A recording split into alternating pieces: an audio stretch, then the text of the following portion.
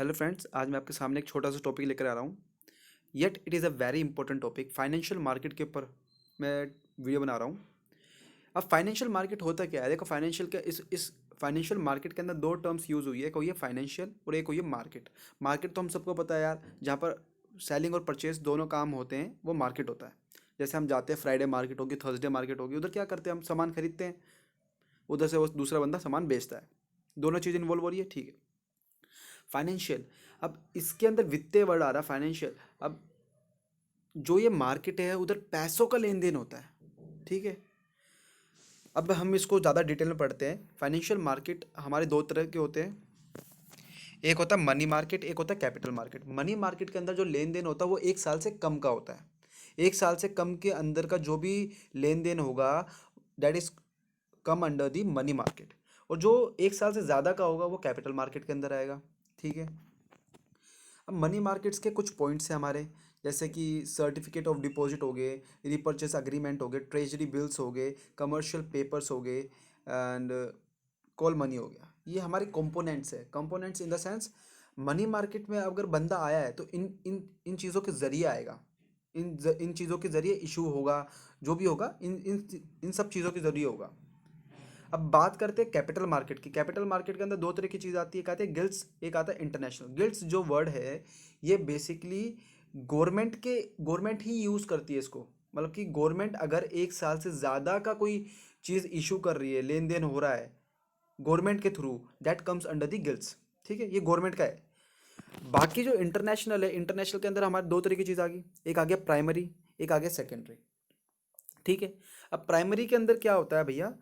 Primary के अंदर ये होता है कि जब कोई नई कंपनी आती है तो वो अपने जो इनिशियल शेयर को जो इशू करती है वो इसके अंदर करती है। तो आईपीओ और एनपीओ मैंने अलग अलग लिखा है, आप इसको स्लैश करके आईपीओ के साथ में ही लिख लेना, आईपीओ स्लैश एनपीओ, ये दोनों सेम है। आईपीओ का मतलब हो गया इनिशियल पब्लिक ऑफरिंग और एनपीओ का मतलब हो गया न्यू पब्लिक ऑफर, ठीक है। ये दोनों सेम है। अब बात करते हैं हम एफपीओ की। एफपीओ का मतलब होता है फॉलो पब्लिक ऑफर।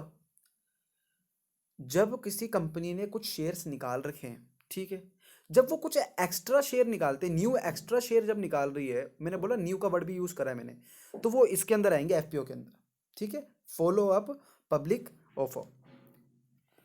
अब भाई प्राइमरी का क्या मतलब है भैया? जो कंपनी नई है उसने जो इनिशियल निकाले हैं शेयर, वो सारा प्राइमरी के अंदर आ गया। अब लेकिन जो मार्केट में घूम रहे हैं शेयर, मैंने बोला मारुति ने जब अपनी कंपनी स्टार्ट की थी, जब उसने कुछ शेयर को स्टॉक एक्सचेंज में अपना लिस्ट किया था, उसने कुछ शेयर्स निकाले, एट दैट टाइम वो प्राइमरी थी। लेकिन आज के टाइम में वही शेयर कभी उधर घूम रहे हैं, कभी इधर घूम रहे हैं, किसी बंदे ने खरीदे, किसी ने बंदे ने बेचे, तो वो सेकेंडरी मार्केट के अंदर आ चुके हैं अब, जो एग्जिस्टिंग शेयर्स है, ठीक है। तो ये कैपिटल मार्केट का स्ट्रक्चर था। अब जब जनरली हम बात करते हैं मनी मार्केट के अंदर, क्योंकि जो ये सर्टिफिकेट डिपॉजिट्स और ये जितने भी कंपोनेंट्स हैं ना, इसके ऊपर शॉर्ट कट पूछा जाता है। तो अगर आप चार्ट बना कर आओगे ज़्यादा बेस्ट है। उसके बाद ये जो आपसे क्वेश्चन पूछा है वो आपके नंबर बूस्ट अप होंगे ही होंगे इसके बाद, ठीक है। जैसे बात करते हैं हम कॉल मनी की। एक छोटी सी चीज़ ध्यान रखना, मनी मार्केट में एक साल से कम का लेन देन होगा, ठीक है। Call money, van one bank borrows money from the other bank. Call money में क्या होता है? एक बैंक जब दूसरे बैंक से कुछ बोरो करता है मनी, क्यों? वो अपना सीआरआर मेंटेन करने के लिए। अब ये सीआरआर क्या होता है? Cash reserve ratio. भैया आरबीआई ने एक गाइडलाइंस बना रखी है, कुछ इसके नॉर्म्स हैं कि जो भी कमर्शियल बैंक को डिपॉजिट आता है उसका कुछ परसेंटेज उसको डिपॉजिट करना पड़ता है, उसको मैंडेटरी है। आरबीआई के पास उसका अकाउंट है हर कमर्शियल बैंक का, तो उसको उधर जमा करने पड़ते हैं कुछ परसेंट। जैसे मान के चलो मेरे पास 100 रुपये डिपॉजिट आया, अब उसका 10%, मैं मान के चलो अप्रोक्सीमेटली 10%, 10% आपको गवर्नमेंट आरबीआई को डिपॉजिट करना है, तो 100 का 10% कितना हुआ? 10 रुपये। 10 रुपये मैंने आरबीआई को डिपॉजिट कर दिया। अगर मेरे पास इसमें कमी आ रही है, मैं नहीं कर पा रहा, तो मैं बोरो करता हूँ, तो दैट इज कॉल मनी। और जिस रेट पे करता हूँ वो कॉल रेट हो गया। अब इसकी मैच्योरिटी पीरियड क्या है भैया? एक सिंगल डे से फोर्टनाइट तक, ठीक है। कमर्शियल पेपर, अब कमर्शियल पेपर की बात करते हैं। Used by the large and the credit worthy companies. भाई जितनी भी बड़ी बड़ी कंपनीज हैं, उसको इस्तेमाल करने वाले वही कमर्शियल पेपर को इस्तेमाल करते हैं। ऐसा क्यों होता है? क्योंकि पहली बात तो ये अनसिक्योर्ड प्रोमोजरी नोट्स होता है, इसके पीछे कोई ये नहीं है कि आपको कोई सिक्योरिटी दी है कि भाई सिक्योरिटी दे दी पहले, कोई सिक्योरिटी नहीं होती इसके अंदर डिपॉजिट, ये अनसिक्योर्ड होता है। इसमें कोई मतलब कि ऐसा फिक्सेशन नहीं होती कि भाई मैं तेरे को दे ही दूंगा। इसलिए इसके अंदर जितनी बड़ी बड़ी कंपनियां होती है जिसकी क्रेडिट वर्थनेस अच्छी होती है, जो लोन चुका सकती है, उसकी स्टेटमेंट देख के पता लग जाता है कि इसने पहले लोन लिया था भाई, इसने सारा चुकाया है, इसकी अच्छी हालत है फाइनेंशियल, तो उसी को मिलता है। ठीक है। तो अब इसका क्या है कमर्शियल पेपर का, ये भी फोर्टनाइट से 1 साल के लिए होती है। फोर्टनाइट माने कि अर्धरात्रि से मतलब कि एक दिन से 1 साल के अंदर अंदर इसको यूज़ कर सकते हो आप, इसको रिडीम कर सकते हो आप। आपने इसको इशू करा, आपको अपने पैसे वापस मिल जाएंगे 1 साल तक। ठीक है, 1 साल के अंदर अंदर। सर्टिफिकेट ऑफ डिपॉजिट, अब सर्टिफिकेट ऑफ डिपॉजिट क्या होता है, ये इशूड होता है कमर्शियल बैंक के through and the financial institutions. अब इस ये एक नेगोशिएबल इंस्ट्रूमेंट है। नेगोशिएबल इंस्ट्रूमेंट का मतलब हो गया ये किसी को भी ट्रांसफ़र कर सकते हैं। आज मेरे पास है तो इसमें मैंने साइन सून करके अपना एक वो बना के एफिडेविट बनाकर मैंने उसको ट्रांसफ़र कर दिए, कहने का मतलब ट्रांसफरेबल है। ठीक है। ये 7 दिन से लेके 1 साल तक हो सकता है।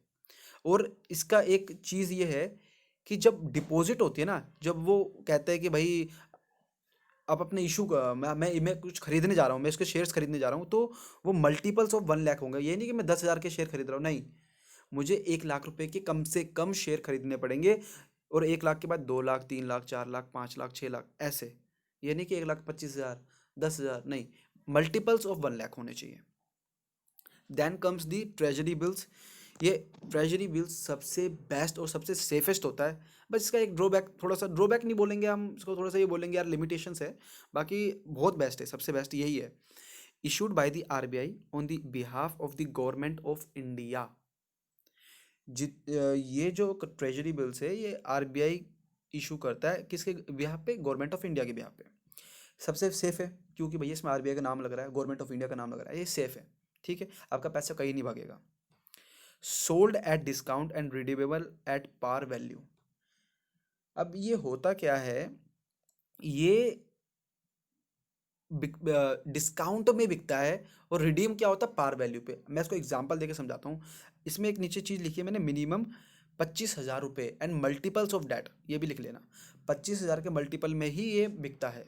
25,000 कम से कम है और उसके मल्टीपल में। मैंने एग्जाम्पल लिया 50,000, मुझे 50,000 के शेयर इशू करने हैं। तो जब मैं ट्रेजरी बिल्स के लेने गया शेयर्स को, तो उसमें क्या हुआ, उन्होंने मुझे 45,000 रुपीज़ कॉस्ट करी और मुझे 50,000 के शेयर दे दिए। मेरे से कितने रुपए लिए, 45,000, और मुझे कितने का वो बना के दिया, 50,000 रुपीज़ का। इसका मतलब क्या हुआ, मैंने 50,000 में 45,000 रुपये की चीज़ खरीद ली, लेकिन जब मेरा मैच्योरिटी पीरियड आएगा तो मुझे वो 50,000 पूरे देंगे। इसमें कोई इंटरेस्ट रेट नहीं होता, यही इसकी लिमिटेशन है कि भैया ज़्यादा होता तो ज़्यादा मिलते, कम होता तो कम मिलते, लेकिन इसमें एक फिक्स होता है जो आपका डिफरेंस होता है ना, ये जो डिस्काउंट वाला सोल्ड किया और जो रिडीम किया, जो जो दोनों के बीच में डिफरेंस होता है वही आपका प्रॉफिट होता है इसके अंदर। मैंने 45,000 रुपये दिए, मुझे कितने का बन के मिला, 50,000 का। At the time of the maturity मैंने उसको दिखाया और मुझे 50,000 रुपये उसने दे दिए। तो इसका मतलब क्या है, मैंने कितने अल्टीमेट कॉस्ट लगाई थी 45,000, मुझे कितने मिले अल्टीमेट में 50,000। तो ये 5,000 रुपये हैं वो मेरे प्रॉफिट है। ठीक है, इसके अंदर ये, इसलिए ही इसको जीरो कूपन बॉन्ड कहा जाता है इसी केस के रिगार्डिंग, क्योंकि इसमें इंटरेस्ट रेट नहीं होता, इसके अंदर सारा डिस्काउंट और जो आपका रिडीमेबल एट पार वैल्यू है ना, उसी का गेम होता है, इन दोनों के बीच का डिफरेंस आपका प्रॉफिट होता है। Last but not the least, commercial bill. Commercial bill होता है fully negotiable instruments and it is a period of 7 days to 1 year। अब कमर्शियल बिल ये जनरली बैंक इशू करती है।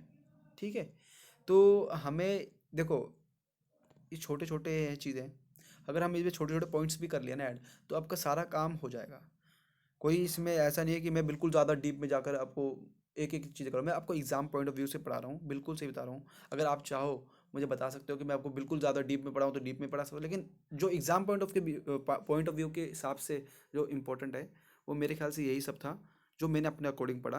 क्योंकि एमकॉम के अंदर every single topic is very important, सही बताऊँ तो मैं, जो इम्पोर्टेंट है, ऐसे 2-3 क्वेश्चन आते हैं जो आपके पिछले रिपीटेड होते हैं, बट हमें 5 क्वेश्चन करने होते हैं 7-8 क्वेश्चन में से। तो वो 1-2 क्वेश्चन ऐसे फंसाते फंसाते हैं जिसको आपको यार, अगर आपको कॉन्सेप्ट पूरी बुक पढ़ी है आपने तो आप निकाल सकते हो आराम से। ठीक है। तो हर छोटे छोटे कंसेप्ट हमें पता होने चाहिए। छोटे छोटे कंसेप्ट क्या पता होंगे हमें, ये हम डीप में ही पढ़ा है हमने सब, कि भैया ट्रेजरी बिल्स क्या होता है, कॉल मनी क्या होता है, भैया अच्छा मनी मार्केट में ये होता है, कैपिटल मार्केट में ये होता है। तो आप इस वीडियो को देखो एक बार। अगर कोई भी प्रॉब्लम होती है तो मुझे कमेंट करना, मैं कोशिश करूँगा। अभी एक्चुअली मुझे टाइम नहीं मिल पा रहा, थोड़ा सा ऑफिस का भी काम ज़्यादा है, और थोड़ा मैं अपनी प्रिपरेशन भी मेरे हो ही नहीं पा रही। प्रिपरेशन बेसिकली काम ही ज़्यादा हो रहा है ऑफिस का, और छोटे मोटे घर के काम हो रहे हैं। तो इस चक्कर में टाइम मैनेजमेंट बिल्कुल नहीं हो पा रहा। मैं कोशिश करता हूँ कि अपने इस आदत को सुधारूँ और जल्द से जल्द थोड़ा सा टाइम दे पाऊँ हर चीज़ को, जिससे सारी चीज़ें परफेक्टली हो पाए। बाकी I hope you like this video. Thank you very much.